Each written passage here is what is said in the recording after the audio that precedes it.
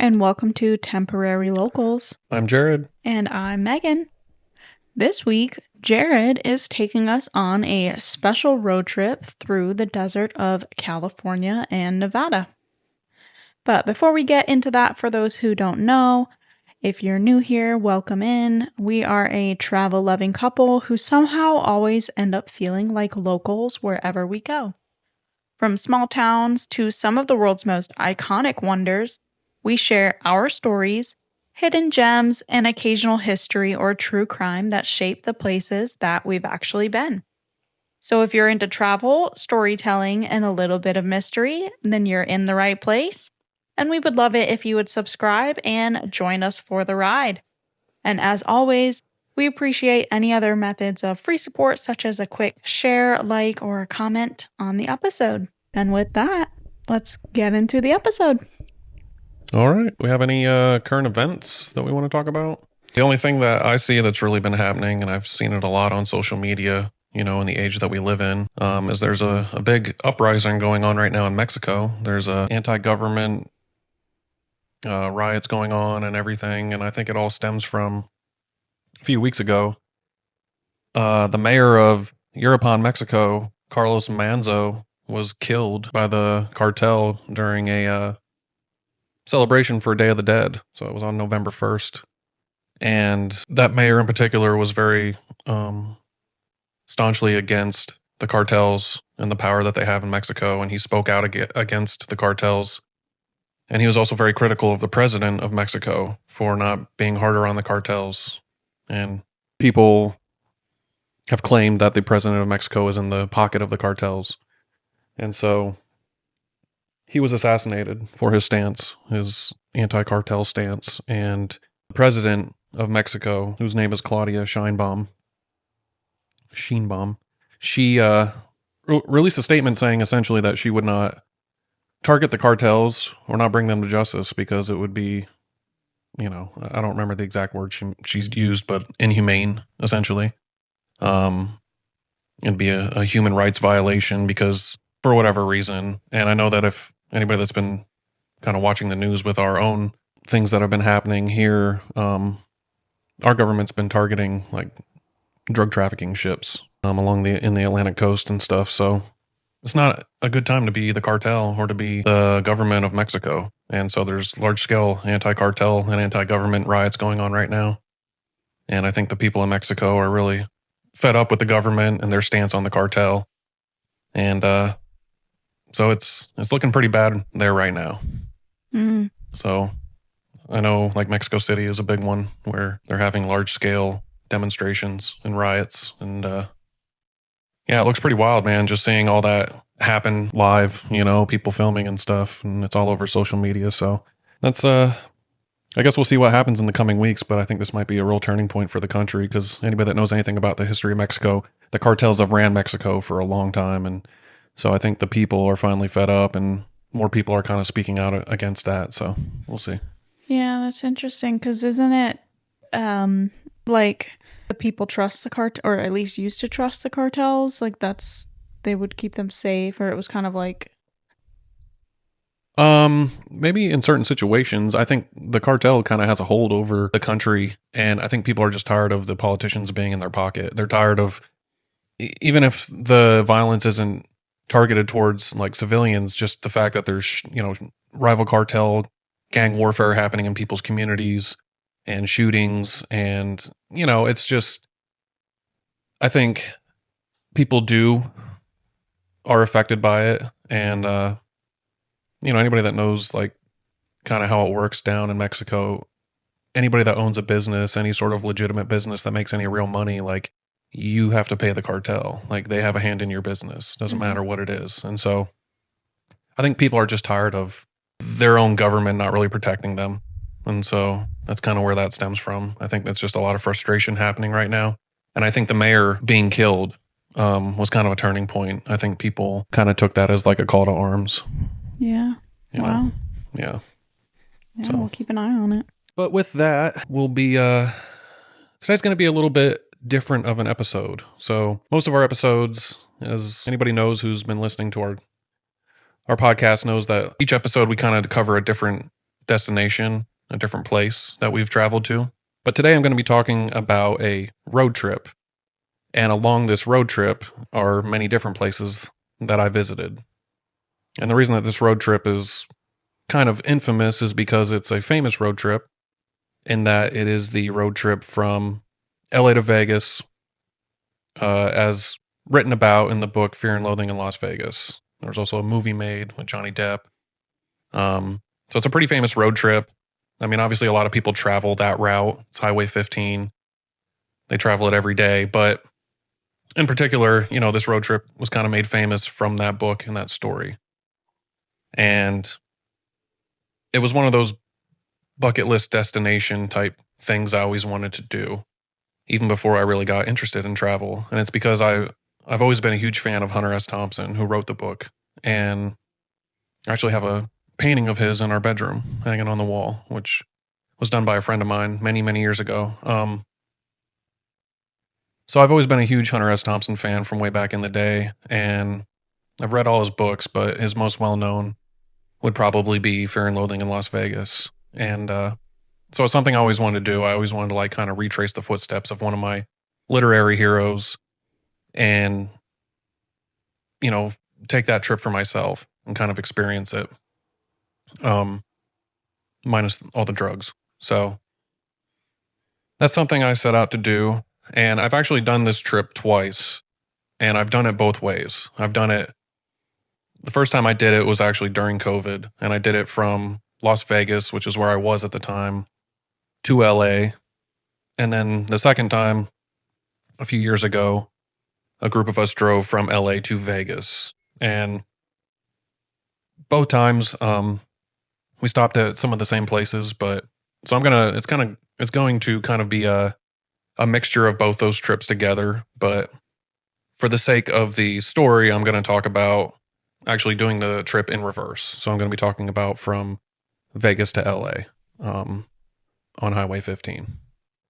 And so the places that I'm going to be talking about that I stopped at during this road trip are not places that were actually featured in the book or anything. But it's places that I stopped while doing this road trip. So the first place that I stopped heading out of Vegas, just south of Vegas, is a place called Seven Magic Mountains. And it's a public art installation out in the desert just south of Vegas. And it features 7 stacks of brightly colored human-made rocks. They're large boulders that are stacked on top of each other. And they're made from locally sourced limestone. And they were created by a Swiss artist, but they've become a really cool place for people to go out into the desert, and they can take photos and things like that. It's free. There's no fence. It's just out there on the side of the road. You can stop, get out of your car, and walk right up to it. And there's no lines or rules really. No ticket to be had. So it's just it's for everyone. And so that was really cool. That was something I wanted to see. It's not anything that's super incredible or anything, but it's something that a lot of people go and look at. And I'm sure a lot of people have seen pictures. But yeah, it's really cool. And these giant stacks of rocks are just they go up to the sky, they're really tall. And it makes you wonder how they're placed in such a way that you don't have to worry about them falling over or anything. And I'm sure people have tried. But yeah, so that was the first place I kind of stopped on my way outside of Vegas. It's right outside, and took some cool photos. And so I'll throw some of those photos up on social media and stuff and show people. So after that, you get further and further out of town. And once you Vegas is one of those weird places where it's it's so modern, and it's a large city, and there's all the neon lights, and it's very hustle and bustle, and it's very loud, and there's it's the entertainment capital of the world. But it's just a grid, and once you get right outside the city limits, it's just nothingness. It really is a city in the middle of the desert. And you see that anytime you go outside Vegas. You go to Red Rocks, or you go to Valley of Fire, or Mount Charleston, any of those places surrounding Las Vegas. It's you're out in desolate desert in the middle of nowhere, and you can look and see the city, and it's right there, and it looks so small. Like when you're in Vegas, it seems big, but you get right outside the city, and you can like look at it, and it just, for scale, it looks tiny. To And just so, to just the vastness surrounding it. yeah, Yeah. yeah, and the mountains are just all around it, and you can just see like the desert mountains that just completely surround it. It is like a little oasis in the middle of the desert. So it's really interesting. So as you're going down Highway 15, Las Vegas disappears pretty quick in your rear view, and you're just in the desert now. And eventually, you hit the Nevada California state line, and that's where there's a town, and it's an odd town. I call it the Odd Town of Primm, and that's spelled Primm. And it's a town that's in two states, so it borders two states, California and Nevada, and there's a lodge there, and it's a lodge and casino, and it's called the Cal Neva Lodge. And you walk into the restaurant bar area, and there's a line through the floor of the building. So if you stand on one side of the building, there's like all kinds of slot machines, and like you can like gamble. And if you walk across the floor to the other side, you're now in California. And there's also a pool outside because, again, it is a lodge also. And even the pool has a line running through the pool, so you can swim from one state to another state. That's cool. That reminds me of near us is Carowinds, and that is in North Carolina and South Carolina. And they have at the entrance when you walk in the state line. So you can stand in North Carolina and South Carolina at the same time. Yeah. Yeah, and I don't remember, as far as this place goes, I don't really remember exactly like the legality of gambling in California, but I believe that people will go there just to walk across the floor of the building so that they can gamble on the other side because they're technically in Nevada. Mm. I think that's how it worked, and that was kind of the point of it. But it was one of those interesting places to go in and kind of be able to say that you like were in two states at one time. So yeah, it's a fun little attraction. Right, yeah. In Primm, they have all kinds of casinos and stuff on the Nevada side. But another place is a casino called Buffalo Bills, and it's got this iconic marquee sign. That's really cool. You've probably seen pictures of it. It's not a really massive, like, it's not like the Bellagio or anything. It's a more like local casino, but it's super iconic in the area.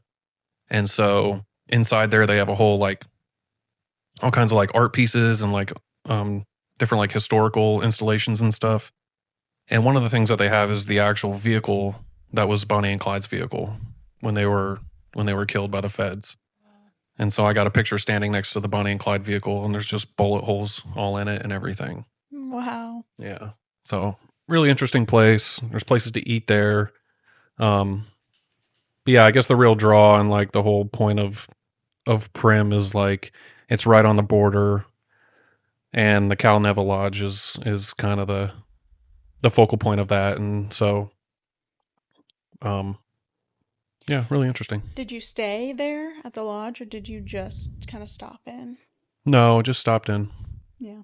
I think the road trip, if you were to drive straight from Las Vegas to LA or LA to Vegas, I think it's only like 4 or 5 hours. But stopping at all these different places, it was a full day thing. But I didn't stay anywhere along the way. So this road trip was a 1 day thing each time I did it, but there were different things I wanted to stop at along the way and see. And so that was the second place that I went. The next place, after you leave Primm, you keep heading towards California. And now you're in California, and you keep heading deeper into the desert. And out in the middle of the Mojave Desert is a place called Lake Dolores. And Lake Dolores is an abandoned water park. It's right off Interstate 15.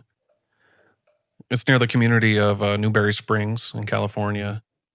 And this water park was open, I think, back in I think it closed in the early 2000s, but it was open back in the day, and it was under different names. It was called like Rockahula Water Park and Discovery Water Park. And it was just one of those like businesses that was just kind of doomed to fail. Over time, different people would buy the land and try to reopen it, and then it would go under again. And so now it's just a place that's sitting vacant. And it's it's one of those places that like there's nothing keeping you from going into it, but you still kind of feel like you're doing something wrong by being there. You know what I mean? Yeah. And when I went, I remember getting out and you kind of walk up to it and it's just covered in graffiti. The entire thing is covered in graffiti. The water slides, all the buildings where they would sell things out of, and all the little, there's a like restaurant and pools. Everything in this place was completely covered with graffiti. And so it's really cool to see, but you can definitely tell it's been, abandoned for a long time. And so it's cool to walk around, take pictures and everything. And I remember being like up top because it's kind of like up on a hill and you can kind of look down like over the valley. And I remember seeing a truck down by the road, like down where I parked. And I remember being worried, like thinking it was like security or like the police or like you're not supposed to be there. And so I remember like I packed up my camera gear and like I was heading down to try to leave. And I saw this guy that was like coming up and he also had like camera gear. So it was just like another person like coming to like take pictures and like Yeah. explore. And so it was kind of cool because it was like, oh, like, okay, like I'm okay, And yeah, it's just a really interesting place. And I've been there both times, both on both road trips in both directions. I stopped at Lake Dolores because it is such a cool place. And it's just one of those sites that it's like you can tell that it was like a real happening place back in the day and people would flock there because I mean again it's a water park but it's out in the middle of the desert, so it's kind of like you wouldn't think that it would have worked, but people went there back in the day, try to get out of the heat, go swim, go down some water slides, wave pool, whatever they had. Yeah. And now it's just completely vacant and empty, and it's just like one of those places that time forgot. It reminds me of El Miro Right. in Costa Rica, just like an abandoned building that now is just kind of not building, but abandoned location, and now is just covered by graffiti. Yeah. Which is cool because I mean, like we saw pictures of El Miro before we went, and then when we went there, and like the art's different every time, so it's like constantly evolving. I don't know if it's the same there, if like there's always new graffiti, but that's just like an interesting and unique thing. I was curious and I was just kind of looking up a little bit while you were talking, and it closed down in 2004. And the main reason that it kind of struggled and closed down is because there was an employee, there was a large lawsuit from an employee who was paralyzed in an after hours accident there. Yeah. And so it says an employee was paralyzed while using a slide after hours in 1999. The subsequent lawsuit resulted in a substantial judgment against the park and was a major factor in its financial ruin. Yeah. And so, like you said, it was renamed Discovery Water Park in 2002 and was only able to operate intermittently before closing for good in 2004. So it's been over 20 years now that it's, not been in operation. That's crazy though, but that's also, probably why lots of, companies nowadays take things like liability really seriously, because who knows what the situation was. Maybe it was like the owner of the park had like an after hours party or something. I don't know. I'm just speculating, but because for them to have a judgment against them, they had to have been found liable, right? You'd think the company would argue, oh, well, it was after hours, they shouldn't have been there. But who knows the situation? I mean, we'll probably do a pretty interesting deep dive on that lawsuit on its own. Yeah, I mean, who knows what happened, but it kind of reminds me of, do you remember Action Park from back in the day?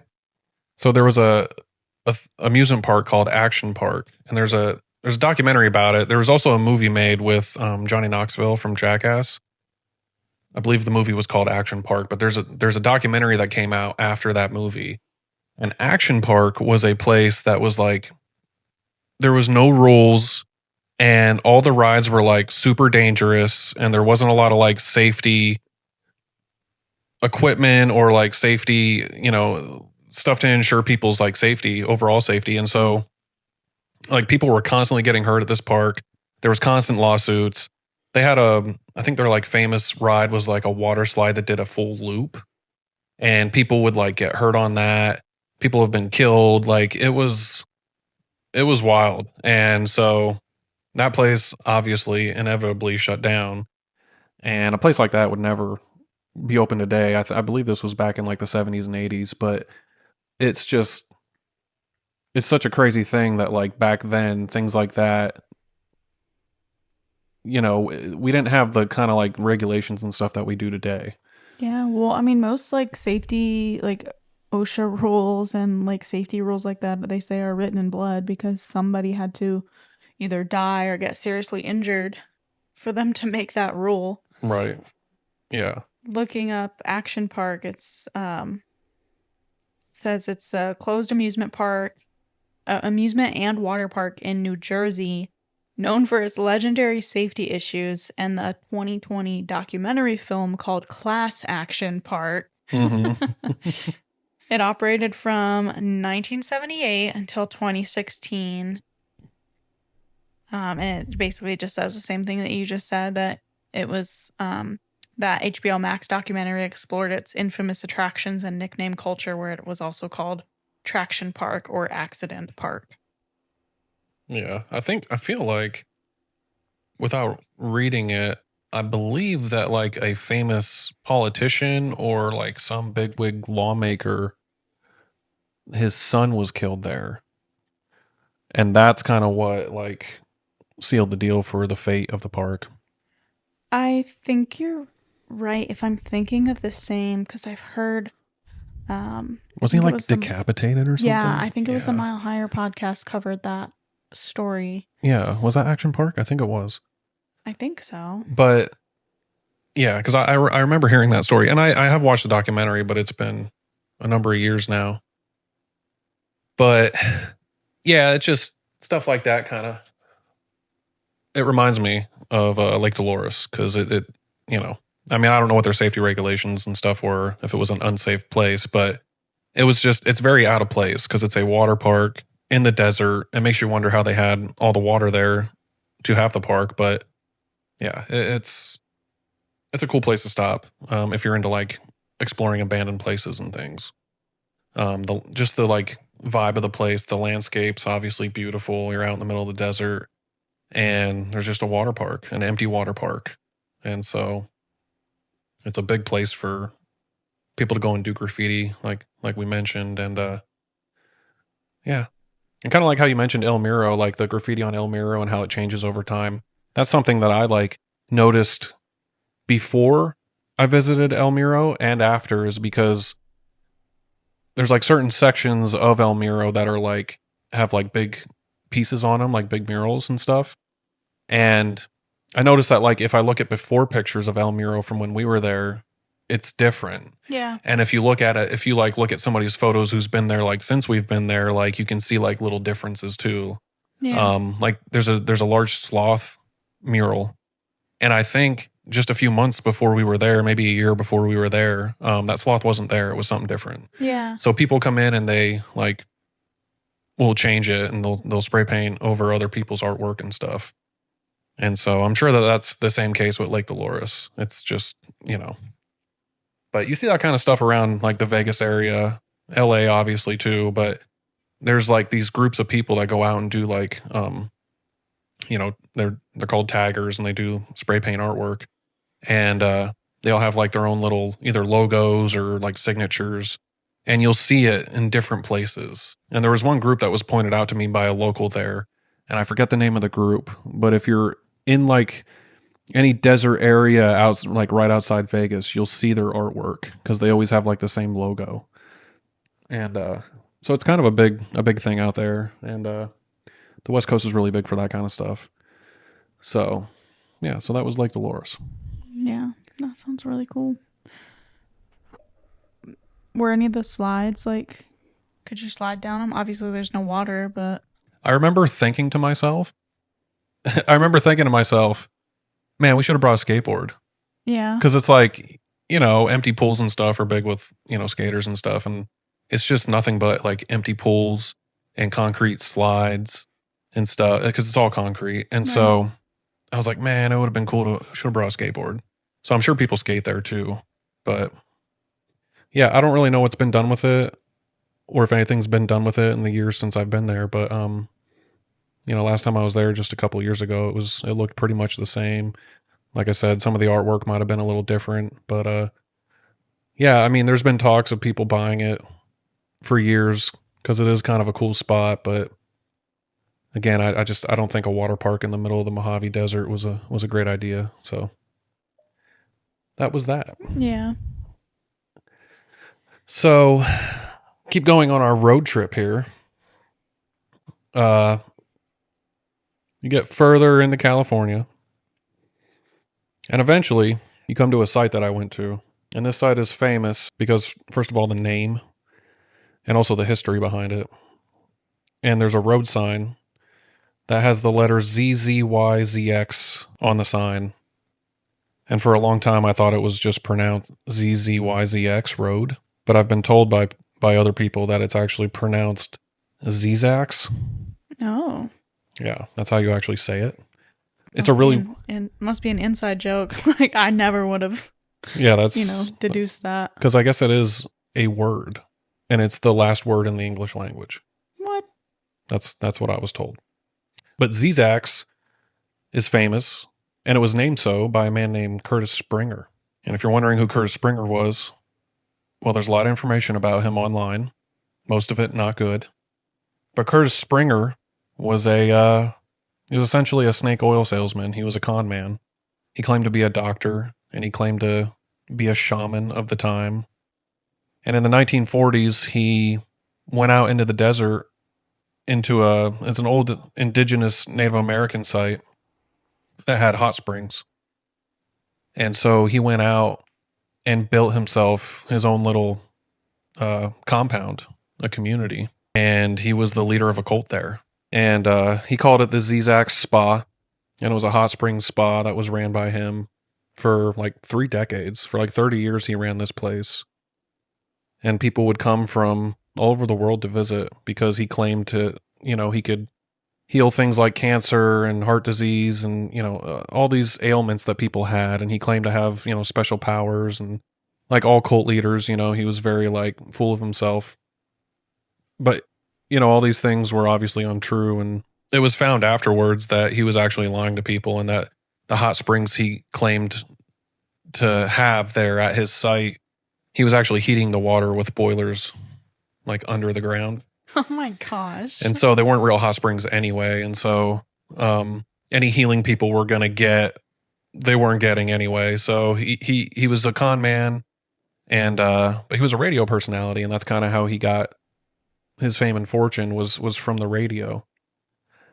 And so he had mining rights to this land, and that's kind of how he acquired the land, but he didn't actually have like property rights for the land, I guess. If kind of how I understand it is the government kind of left him alone, like I said, for like 30 years while he ran this site. And he didn't really catch their attention until he started selling off like areas of this land. Like he would sell off, 100 acres here, 100 acres there to people and like get money for it. And so that's when the government finally like stepped in and was like, this isn't actually your land.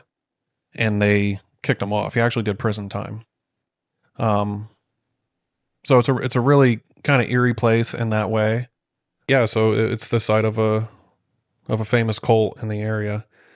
And they went in and took all the stuff. And the way that he built all the buildings and stuff on the property was he would actually go down into LA and he'd go to Skid Row and he'd find homeless people and, vagrants and stuff. And he would get them on a bus and he would bus them out into the desert to Zizax, and he would have them build these little like bunkhouses and buildings. There's a motel there. So he like would have these people come out and who didn't have any money or anything, and he would pay them to like build this site for him, and that's how he made the place. And so people came from all over, and he ran this place for, like I said, 30 years, and he was a cult leader. So that's another place I wanted to check out. When I got there, you pull up and there's like a long path that leads to it. You can't drive up to it anymore. And there was actually a gate that had the path blocked off so that you couldn't drive up to it, and jumped that gate and walked up. The state of California actually bought the property, and today there's the California State University Desert Study Center is there. But during COVID, there was nobody there. So this was a completely like abandoned place. And so it's really cool to walk around. Like I said, it's eerie, it's creepy. There's a lot of history there. I can only imagine the things that happened there. There's like weird doorways in like random places and stuff. And it's kind of like a maze a bit to get around. A lot of the doors were locked and stuff, but some like rooms were just open and you could kind of walk in. It was a really interesting place, man. And like it was a full on community that was there, and it was like a little desert oasis. So I could see why people may want to like flock to it and stuff. Yeah. But yeah, so really interesting. Yeah, I mean, there's definitely, I feel like the desert, there's been a lot of like cults, just in kind of that area, just because that's like, you're kind of off the grid. It's attractive. Mm-hmm. It says, like you said, he created the was it Zyzax? Mm-hmm.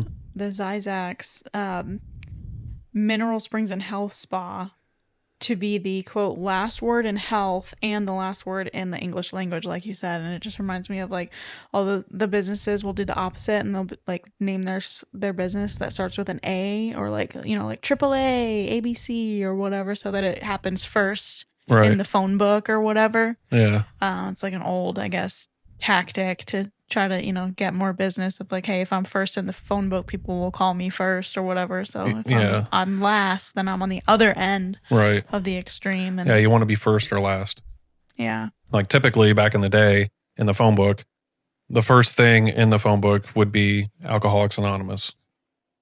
And so that was like the old joke, like, oh, if you ever need to like talk to anybody, just flip to the first page, Yeah. And that was kind of the joke of Alcoholics Anonymous. So yeah, I think that was kind of his thing, is like, I want to be the very last, and then people can find me better. But yeah, you're right. Cults do have a long history of going out into places like the desert, the mountains too, but the desert just, that's where like the Manson family was, and different cults throughout history. They really flourished in areas like that because you're out in the middle of nowhere. You can see people coming from far away. Yeah. And you're, like you said, you're off the grid. You're kind of isolated from society. And so it's perfect for that. Anybody that knows the story about like Salt Lake City and Mormonism, and they know like how that kind of started, was like the Mormons went to Salt Lake City and kind of on like an exodus out into the desert. And that's kind of where those communities started, and that built up the city that is Salt Lake City today. So there's a history of that. So it's really cool. I love learning about cults and things like that. It's fascinating to me, It is fascinating. Yeah. It falls right in there with like the true crime, just like, behaviors of people, in certain times and things like that. It's just so fascinating. And like how groups of people can be, influenced and manipulated like that. It's just wild to think. And I think the fascination comes from like, feeling like you're on the outside looking in, and it's like, oh, I could never understand that. Like that would never happen to me. I could never get, involved in a cult. But man, it just takes a few, special ingredients of, somebody like a vulnerable person who's like, down on their luck, or, looking for purpose or something to find and be influenced by usually somebody who's really charismatic. Yeah. Well, I think that happens on a large scale in society today. If you look at like the state of politics, you could say that, and this is talking about both sides, but you could say both groups are very cult-like. Yeah. In that way, people, I don't remember ever a time in history where it seemed like people worshipped politicians like they do today. And that can get really dangerous, for obvious reasons. But you see extremism on both sides, and you could kind of chalk that up to a cult like mentality. Yeah. On a much larger scale. And so I think what a lot of like cult leaders that we know of we're doing that same kind of manipulation on a smaller scale. It's just more accepted in society when it's like your political beliefs. Yeah. Yeah. Because, we can look at a cult and be like, oh, their belief system is crazy. They're wackos or whatever. Like, who would actually believe that? But, the same thing of like following a certain agenda of a, political agenda, political side or whatever. That's why there's so much friction, because the one side doesn't understand how the other side, how could you think like that, and vice versa. So, right. Yeah. Very interesting. Yeah. And I mean, you could even take that to, religion, and not like putting down any religions or anything, but people have a very cult like mentality of, towards their beliefs. And so, they call it dogma. And, I mean, people are just very like steadfast in what they believe. And sometimes what they believe to other people may sound crazy. But, one of the biggest things that irks me is when people talk about things like Mormonism, and they talk about like how ridiculous the Mormon beliefs are. And I think to myself, because if you know the story of Mormonism, it sounds crazy. It is a crazy story, and it sounds very not believable. But that's kind of all religions if you really look at the stories. And so I don't think Mormonism's any different in that way. It's just a much newer religion. So it's, I think you can shroud ancient beliefs in a lot of mystery because of how old the stories are. And they've been passed down and retranslated over and over and over again. But when you have a religion like Mormonism that's like a new age, movement, it's easy to be like, well, there's photos of that guy, or, like L. Ron Hubbard, who started Scientology. And we've talked about Scientology before, when we were in California. Yeah. But, L. Ron Hubbard, he was a science fiction writer. Like, there's a video of him. So it's like people think like, well, how could he have started a religion? It's like, he's just a guy. And it's like, yeah, but they're all just a guy at some point. Yeah. So it's interesting. And yeah, the psychology behind like cults and how people kind of get sucked into that is really fascinating. And I love learning about it. The Branch Davidians and, David Koresh, what happened in Waco, Heaven's Gate, and what happened in South America, which I won't even get into, but, it's really interesting. Yeah. What's staggering is just the sheer number of people that get, involved in some of these. Yeah. Yeah. Yeah, we could do a whole episode on cults. Oh yeah, it's been done too. Yeah. Every time it's like, it's still fascinating. I could learn something new, or hear a story about the same cult over and over again, and come back to it and still be just like fascinated, even though I've heard the story before. Right. Yeah. Yeah, so that was one of the last stops on the road trip from Vegas to LA. And then obviously going in the other direction, you do those stops in reverse. So anybody that wants to take that road trip, you can kind of use this as like an itinerary, as cool places to stop along the way. Like I said, it's a very popular route. Obviously, it's between two major cities that a lot of people go to. But if you're going to make that drive, Highway 15 is the only way to go directly to. And so all these places are along the way, and they're all cool places to stop.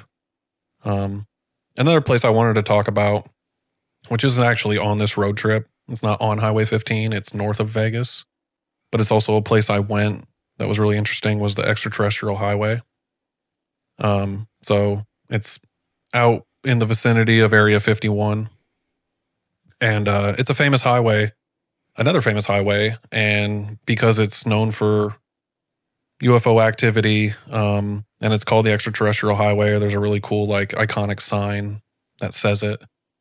And so along this highway out in the desert, it's just gift shops and all kinds of attractions that have to do with aliens and UFOs. And it's really interesting to go to and see people really out in this area get super into UFOs. Um, you know, if you know anything about Area 51, you know all the conspiracies surrounding that. A few years ago, we were supposed to storm it, and we never did. You know, Yeah, I remember that. And there's actually the Netflix train wreck Storm Area 51 that came out. yeah. Was it this year? Interesting. Yeah, so in 2019 was supposed to be on September 20th, which is my birthday. I remember that because I was like, oh, they're all going to storm Area 51 for my birthday. Yeah. Yeah. That was crazy because it was a Facebook event. Right. And somebody just started as a joke, and then it went viral and blew up. And what was it, like almost 1 million people? It was a lot. Yeah. So much so that like the military was like, do not come here. Right. Yeah, they had to put out a statement. They were actually worried about it. Yeah. And I think it was like Storm Area 51, they can't kill us all or something. Isn't that what it was called? They can't stop us all. They can't stop us all. They can't stop all of us. Right. Yeah. And I saw somebody made one after that, and it was called Storm the Vatican. They can't molest us all. Oh my gosh. Because the Vatican's another place that's like shrouded in conspiracy of like, what secrets do they have underneath the Vatican, you know, in the libraries, in the tunnels, whatever. So, but yeah, Area 51 is iconic for that, you know, niche like thing that people are into as far as like UFOs and UFOologists and people that are into aliens and stuff. And so the Extraterrestrial Highway is a really cool place to go. Didn't see any UFOs on the way, but I would imagine if you make that journey enough, especially at night, you might see something. Yeah. Yeah. And that's another thing is like out in the desert, man, the stargazing, there's zero light pollution. We just did some stargazing this last weekend. And so it's one of those places where, man, if you look up into the sky, like you're going to see some stuff. Yeah. You know? So. Yeah. Oh, gosh. Some real true stargazing. There's nothing like it, man. Yeah, I know you've talked about Moab, which is also like that. Yeah. Yeah. Yeah.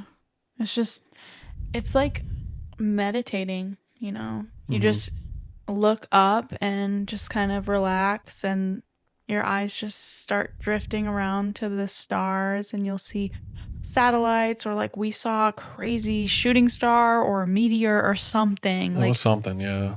It was crazy. Over this past weekend, we were in Hunting Island State Park in South Carolina, and there's just not a whole lot of light pollution out there. Yeah, it's just an undeveloped island. I mean, there's no hotels. It's not even a restaurant. Yeah. It's just a campground. And so there's no light pollution out there. But yeah, whatever we saw, if it was a shooting star, it was very close because it was big. Yeah. Like normally you see a shooting star and it, you know, it zooms across real quick and it stays the same size. But this one, it like flared up, like it was burning up. It was definitely like a meteor. But when we're recording this, there's supposed to be a meteor shower, I believe. So maybe it was just, he was the first one leading the pack. Yeah. So yeah, that's the road trip. And again, what kind of inspired this for me was the writer Hunter S. Thompson. And it's something I always wanted to do. And yeah. Is there something specific about this story that made you want to take it, like some like revelation or anything like that, or just kind of like, hey, this is an iconic story, you know, book and movie adaptation. I'd like to do that trip. Well, you know, I've always been like, I've always really loved reading, and I've always loved like different authors. And I'm from a small town in Pennsylvania, so when I was younger, I always read stories that seemed like so like adventurous and like exotic in a way, and like wanted me to like they made me want to, get out of my small town and like really experience the world. And so a big inspiration for me when I was really young was like the Beatniks, because they were all about travel and they were all about like getting out there and like just having experience. And so I was a big fan of Jack Kerouac, and he wrote the book On the Road, which is like the first travel vlog, or travel blog, I guess. Um, and so books like that really like inspired me to like want to like do cool stuff. And when I came across Hunter S. Thompson, it was kind of just because like back in the day I was very into like people that were on the fringes of society. I was into rebels. I was into punk rock. I was into people that were like that didn't go along with the crowd. Yeah. And so whether it was, writers or comedians or whatever it was, those are the kind of artists or singers. Those were the kind of artists that I kind of gravitated towards, were people that were kind of like anti-heroes in a way. And so Hunter S. Thompson, I inevitably found him, and I read Fear and Loathing because it was like his biggest book.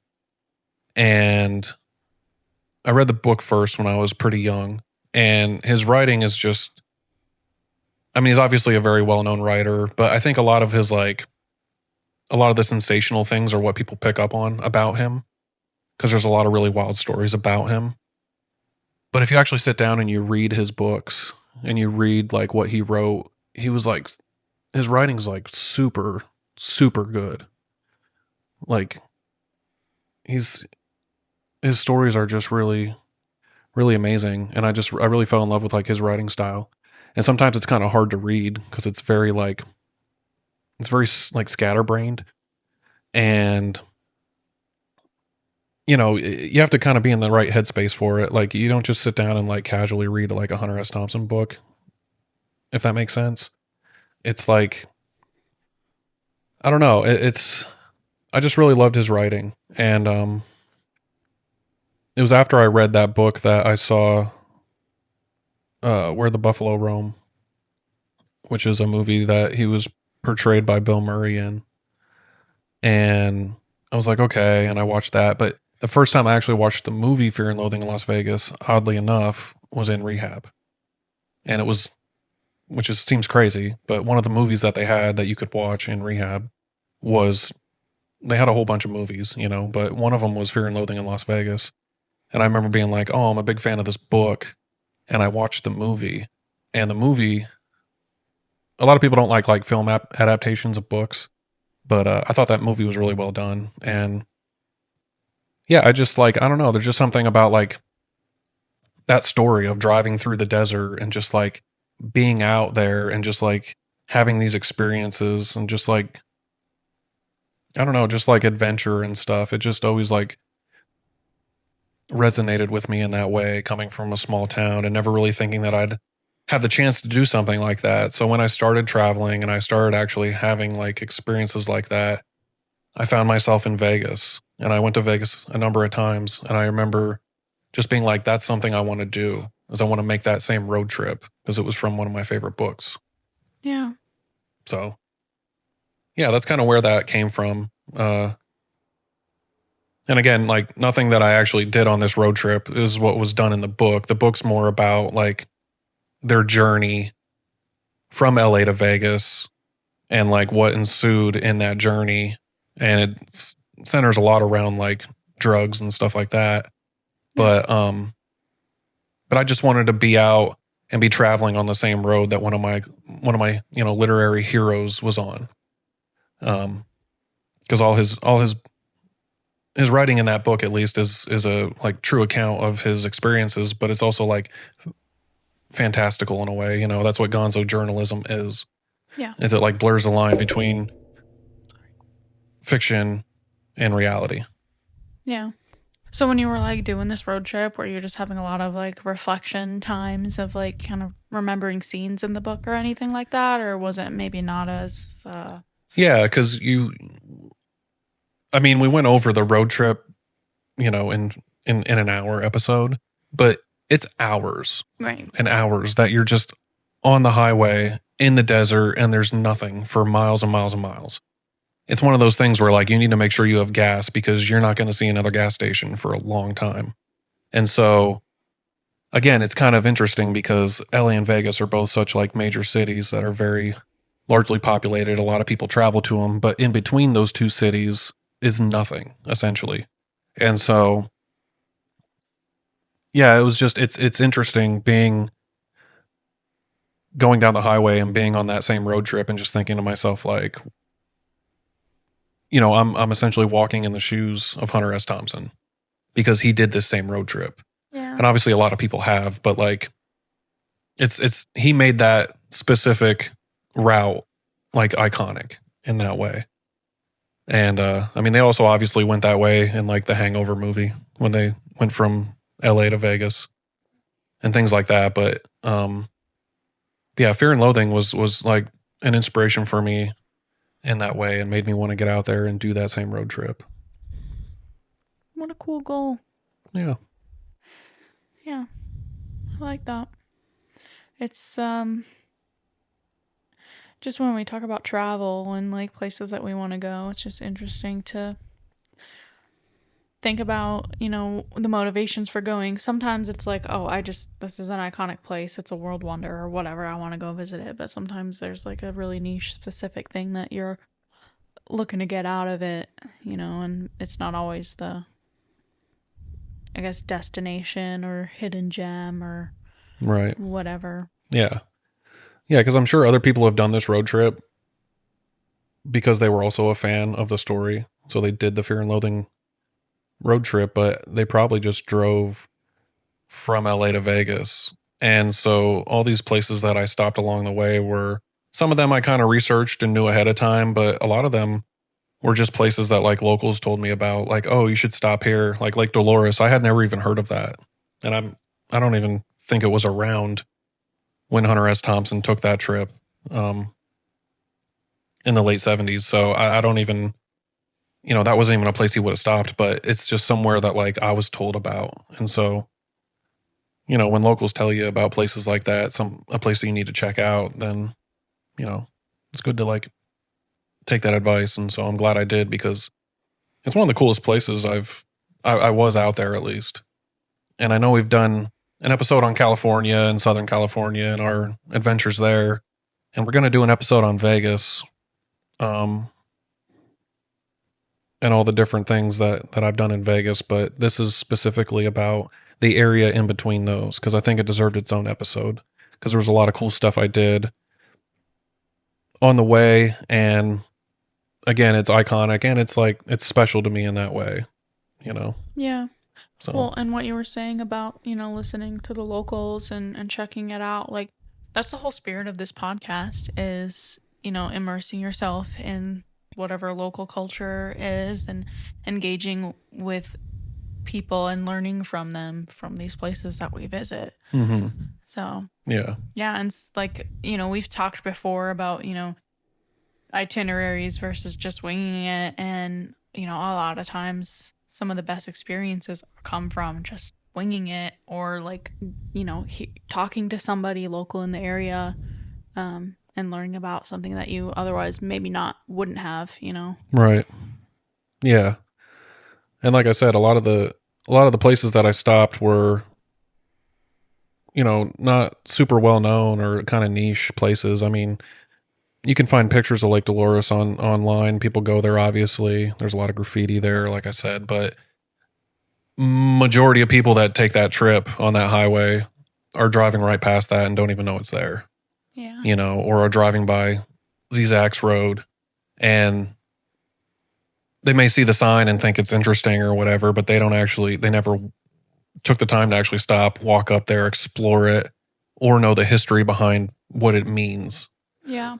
So these are all kind of like off the beaten path places that I've experienced on that road trip that I wanted to share with everybody. And so, yeah, it's, I thought it deserved an episode. Yeah, absolutely. There's a lot of like really cool places that you shared too. And, we like to talk about hidden gems Mm-hmm. on this podcast. So I definitely think it would be, like you said, a good template for an itinerary if somebody's looking to do this trip, whether they've done it before or they want to do it again from a new lens and see something different. Yeah. Yeah, and I tell anybody that goes to Vegas because, obviously a lot of people vacation there or travel there, and a lot of people go there to gamble or party. But I tell people, like, if you have the time and you get outside Vegas, I always have a bunch of suggestions for things to do. The nature there is incredible. And we've talked about that even with Southern California, is like people think of LA as like Hollywood and this big city and everything. But once you get right outside LA, it's like the nature there. If you're somebody that's, yeah, if you're somebody that's into the outdoors and stuff, and Vegas is very much like that. I mean, you got Red Rocks outside Vegas, you got Valley of Fire, which is one of the most stunning places I've ever been. And so many people go to Vegas and they never go outside. They never get off the strip. Yeah, which seems like a tragedy. Yeah. And so these are just some places that are outside Vegas, in between LA and Las Vegas, that are cool to go to. And if you ever find yourself on the West Coast, it's definitely worth checking out and doing that road trip because, dare I say, life-changing. Yeah. Right? Yeah. Yeah. Well, absolutely. Yeah. Thanks for listening to me ramble. Yeah. No, thanks for sharing. This was a really fun episode for me, even though I had a headache. Well, that's it for this week, you guys. Thanks so much for listening. You can find us, Temporary Locals, on Spotify, Apple Podcasts, YouTube, and Instagram. You can find Jared on Instagram and YouTube at Rover Stover, and you can find me on Instagram, TikTok, YouTube, and Facebook at Mego Goes Global. And once again, if you're still with us, we appreciate you listening for this long and would love it if you give us a quick like, comment, share, or make sure you're subscribed if you're not. And with that, I'm Jared. And I'm Megan. Thanks for exploring with us. And remember to be a local anywhere you go. Bye.